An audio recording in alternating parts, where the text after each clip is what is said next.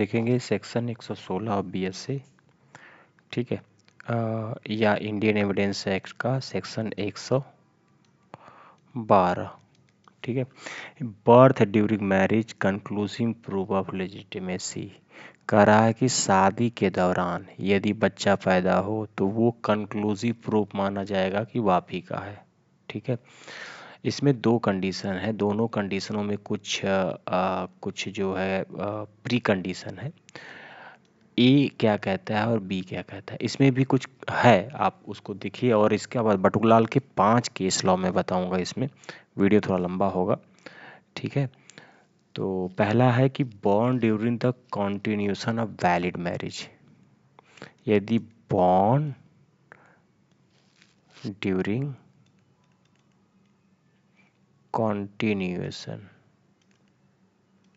Continuous of valid marriage, ठीक है, यदि वैलिड मैरिज के कॉन्टिन्यूशन में बच्चा पैदा हुआ तो वो आप ही का बच्चा कहा जाएगा, मतलब जो हस्बैंड है उसी का बच्चा कहा जाएगा।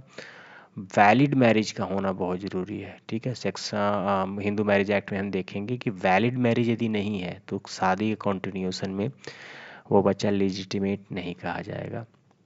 केस लॉ, इस पे 2 केस लॉ देखेंगे हम, ठीक है, वैलिड मैरिज पे। दूसरा 280 days after the dissolution of marriage, मतलब कह रहा 280 डेज और 10 मंथ शादी बच्चे के होने के, ठीक है।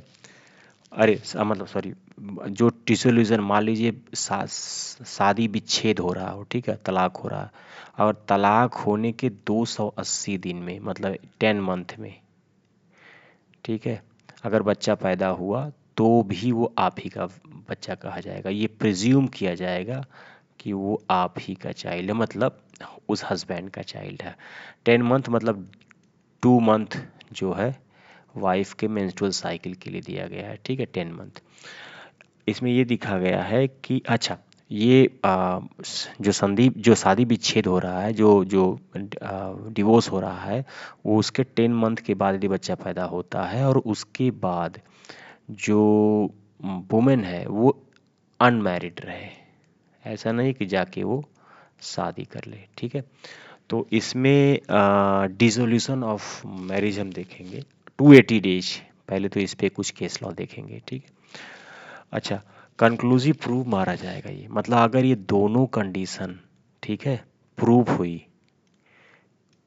तो ये माना जाएगा, ये कंक्लूसिव प्रूफ मान लेगी कोर्ट कि बच्चा जो है आप ही का है, मतलब हस्बैंड का है, आपका नहीं, मतलब हस्बैंड का है, कंक्लूसिव प्रूफ मान लिया जाएगा, ठीक है। लेकिन 2 कंडीशन होनी चाहिए, वैलिड मैरिज होनी चाहिए और 280 दिन के बीच में होना चाहिए, ठीक है।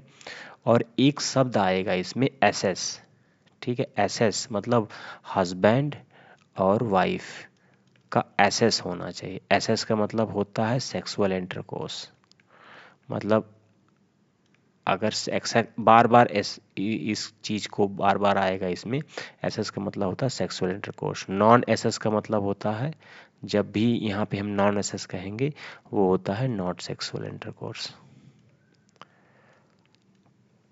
ठीक है। और इसमें बहुत लंबे लंबे केस लॉ हैं। एक्सेप्शन, इसका एक्सेप्शन है कि ये तो मान लिया जाएगा कि अगर ये कंडीशन प्रूव हो या ये कंडीशन प्रूव हो तो बच्चा आपका माना जाएगा, लेकिन बाद उस औरत को 280 दिन के बाद तक जो है, मतलब डिसोल्यूशन ऑफ मैरिज के बाद तक अनमैरिड रहना पड़ेगा। लेकिन इन दोनों कंडीशनों में आपको एक एक्सेप्शन दिया गया है।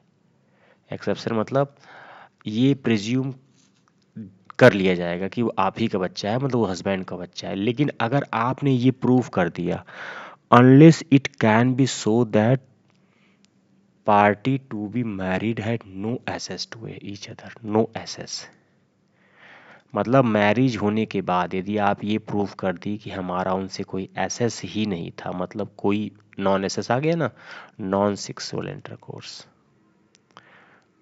ठीक है, मतलब उनके साथ, वाइफ के साथ कोई सेक्सुअल इंटरकोर्स नहीं है, तो ये माना जाएगा कि वो आपकी पत्नी, मतलब वो बच्चा लेजिटिमेट तब नहीं है, तब उस पर सवाल उठेगा, ठीक है। लेकिन याद रखिएगा, अगर ये 2 कंडीशन प्रूफ हुई तो कोर्ट अपने आप ही मान लेगी कि आप ही का बच्चा है ये, ठीक है।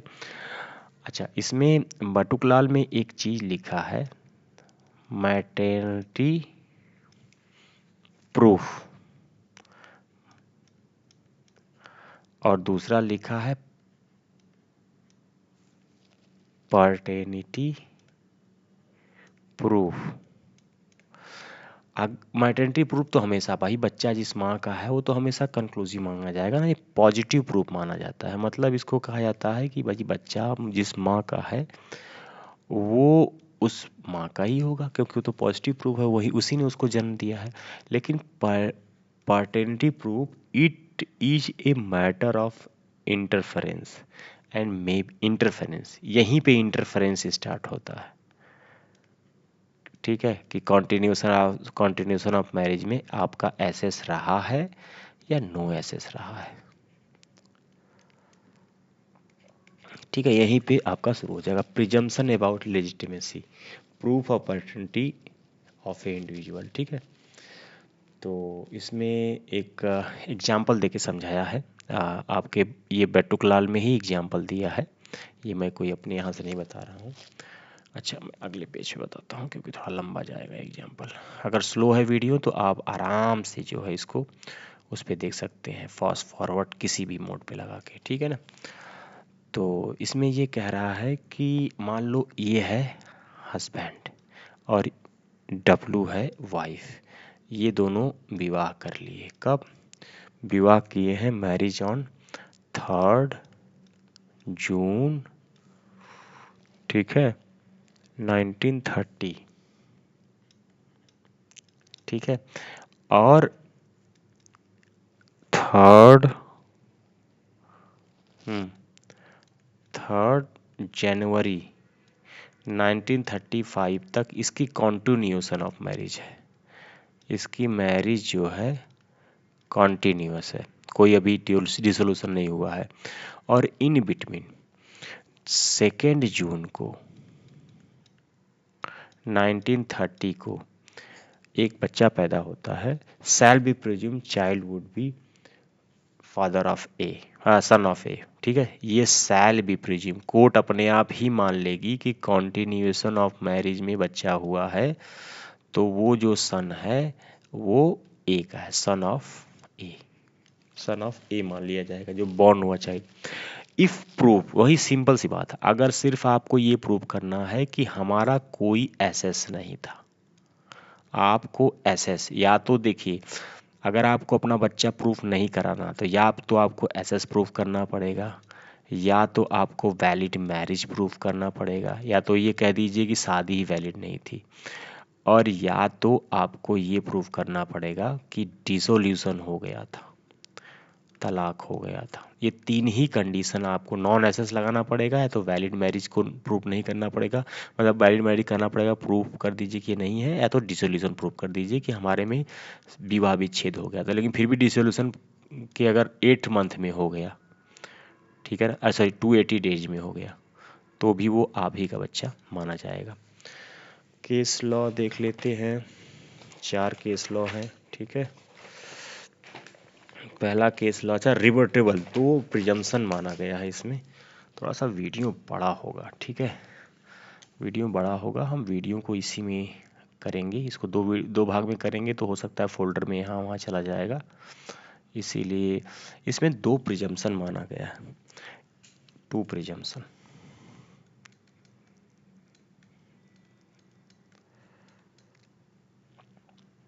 एक प्रिजम्पशन रिवर्टेबल है, रिवर्टेबल मतलब कि अगर आपने प्रूफ कर दिया कि ये एसेस नहीं है तो वो उल्टा हो जाएगा, ठीक है। एविडेंस में be adduce to so that there was a no access, यदि आप, रिवर्टेबल का मतलब क्या होता है कि ये कोर्ट तो मान ली, प्रिज्यूम कर ली, जैसे ए है और एच है, ठीक है। अगर मतलब शादी हुई है तो ये कोर्ट अपने आप मान लेगी कि जो लड़का हुआ, जो चाइल्ड हुआ, वो भैया आप ही का है। लेकिन ये रिवर्टेबल कब रिवर्ट हो जाएगी? बस आपको ये दिखाना है कि नो एसेस है, नो एसेस होते ही ये वाइफ पे चली जाएगी, और वाइफ पे चली जाएगी तो ये बच्चा जो है इलिजिटिमेट हो जाएगा, इसीलिए इसको रिवर्टेबल कहा गया है। और दूसरा है इर्रिवर्टेबल। इर्रिवर्टेबल का मतलब होता है कि सिर्फ ये प्रूव हुआ कि इंटरकोर्स हुआ है और आपका और आप उस वाइफ का एसेस हुआ है, तो उसके बाद वो चाइल्ड लेजिटिमेट प्रूफ हो गया।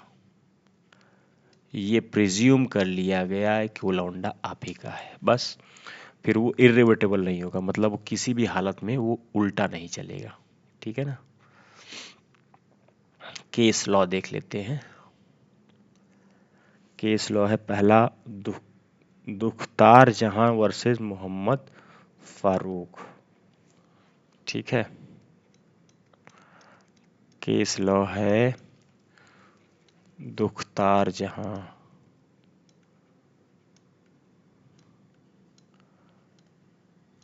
Versus Mohammad Farooq.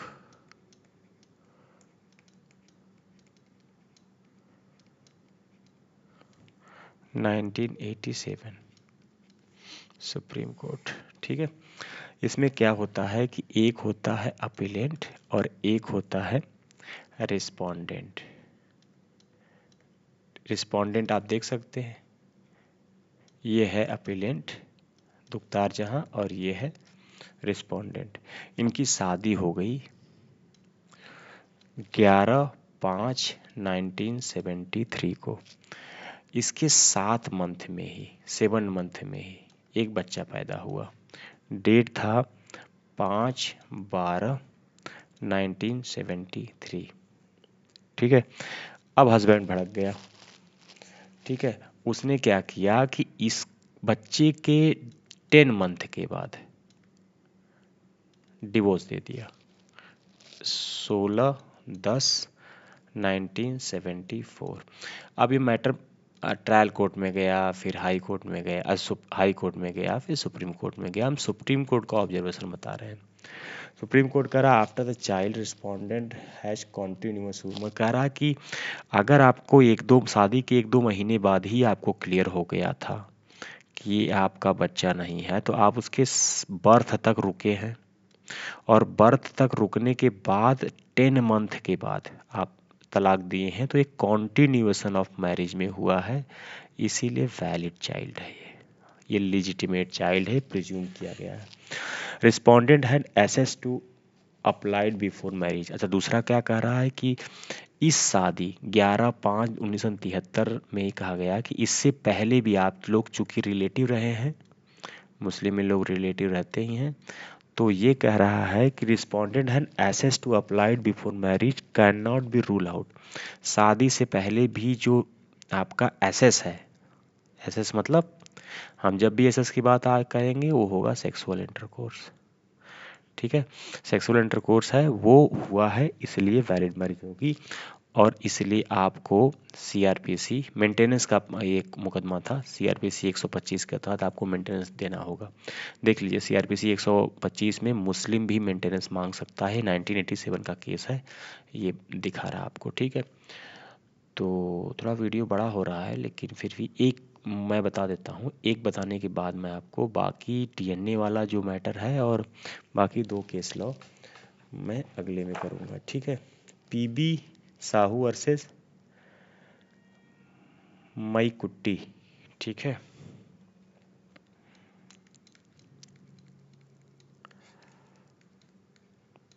PB Sahu versus मई कुट्टी, ये है। अच्छा, क्वेश्चन ये सुप्रीम कोर्ट कह रही है कि भैया देखो, सेक्शन 116 ऑफ बीएससी और 1112 ऑफ इंडियन एविडेंस एक्ट तभी अप्लाई होगा जब एक वैलिड मैरिज होगी। मैंने बोला था ना, अगर मैरिज ही इनवैलिड है तो उसके continuation, access, continuation of marriage, भाई आपकी मैरिज इनिशियल से ही गड़बड़ है, अब इनिशियो है, इनवैलिड है, continuation of marriage, access after the marriage, इन सब का कोई रेलेवेंस नहीं है। ठीक है, चाइल्ड बॉर्न जो होगा, ठीक है, विद इन द फ्यू, हाँ ये कह रहा है कि वैलिड मैरिज नहीं है अगर बच्चा कुछ दिन के बाद ही, few days after the marriage भी यदि आफ्टर द बर्थ पैदा हो रहा है तो वो भी लिजिटिमेट माना जाएगा, लेकिन पहली कंडीशन है कि वैलिड मैरिज होनी चाहिए, उसके अलावा कोई उपाय नहीं है। ठीक है, एक केस लॉ एक दो और देख लेते हैं, एक बाद डीएनए और आरएनए वाला आपका बचेगा कि डीएनए से अप्रूव होने लगा है कि बच्चा आपका है कि नहीं। ये है case law M Govind Raju versus Munni Swami. ठीक है,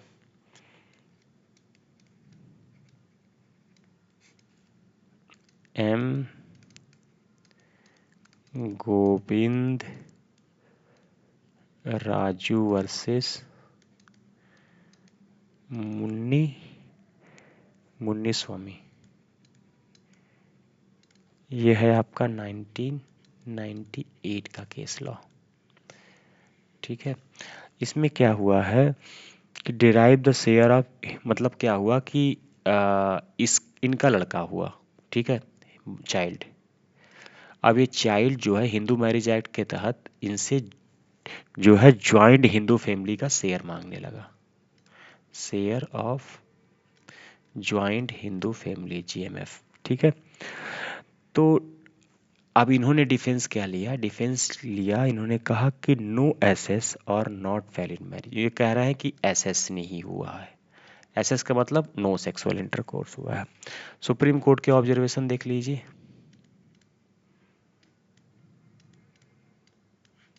सुप्रीम कोर्ट का ऑब्जर्वेशन, वुमन डिजर्ट, अच्छा ये क्या हो रहा था कि woman deserting with husband and living with another man, कह रही है कि यदि ये क्या की थी, ये मुन्नी स्वामी ने अपने हस्बैंड को छोड़ के अनदर मैन के साथ रहने लगी थी। ठीक है, तो कोर्ट कह रही है कि अपने हस्बैंड को छोड़ के दूसरे आदमी के साथ रहना भी एक तरह का डिवोर्स है। डिवोर्स क्यों है, क्योंकि ये कहा गया कस्टमरी इन सुद्राज, इस शब्द को यूज किया है बटुकलाल ने कि would deem to be divorce according to Hindu law. Taking caste consideration it was customized, मैं कह रहा है कि कास्ट को कंसीडर करके, चूंकि शूद्रा में अगर आप दूसरी वाइफ के साथ, दूसरे हस्बैंड के साथ रहने लगे अगर, तो ये कस्टमराइज शूद्रा की ये कस्टम है जिसके अनुसार ये एक तरह का डिवोर्स ही माना जाएगा। और अगर ये डिवोर्स है और डिवोर्स के बाद जो बच्चा पैदा हुआ है वो ज्वाइंट फैमिली जीएमएफ में जो है child will be legitimated by high court, जो हाई कोर्ट ने कहा था कि चाइल्ड लेजिटिमाइड है, ये प्रॉपर नहीं है। ठीक है, नॉट प्रॉपर, और ये बच्चा लेजिटिमेट नहीं है क्योंकि ये जो दूसरे आदमी के साथ आप रह रहे हो, एक्चुअली में ये तो तलाक है नहीं, लेकिन एक करे कास्ट को कंसिडरेशन करके कस्टमराइज ही शूद्रा, मतलब शूद्रा में जो कस्टम है, जो इस तरह का कस्टम जो माना जाता है, इसको एक तरह का डिवोर्स ही माना जाता है। इसीलिए ये जो हाई कोर्ट ने प्रॉपर इसको लेजिटिमेट चाइल्ड बोला था, ये नहीं है। अच्छा, इसका अभी क्या है कि 6 केस लॉ है, मैं आपको बता देता हूँ, और ये 6 केस लॉ इसके बाद दूसरी सीरीज में मैं बताऊंगा जो डीएनए एंड मेडिकल रिपोर्ट पे आधारित होगी। ठीक है, आपको वीडियो अच्छा लगा तो आप लाइक सब्सक्राइब करिए, मॉरल बूस्ट होता है मेरा, और थैंक यू।